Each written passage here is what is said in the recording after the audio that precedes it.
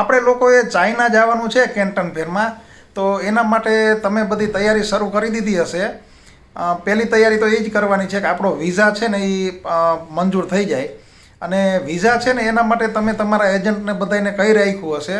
આપણે પણ અમુક છે જે હેલ્પ કરવા માટે એજન્ટ તૈયાર થયા છે, એ લોકોના આપણે નંબર શેર કરી છીએ. તો આજે છે ને આ મેડમ છે, એ આપણે વિઝા માટે હેલ્પ કરશે અને ટિકિટ કે હોટલ કરવી હશે તો એના માટે હેલ્પ કરશે. મેડમ છે ને ક્રિષ્ના મેડમ છે, ક્રિષ્ના સોની, અને કમલેશભાઈના BNI ગ્રુપના મેમ્બર છે. અને ખાસ તો છે ને ટ્રાવેલ એજન્ટ એસોસિએશન છે ને એના પણ મેમ્બર છે.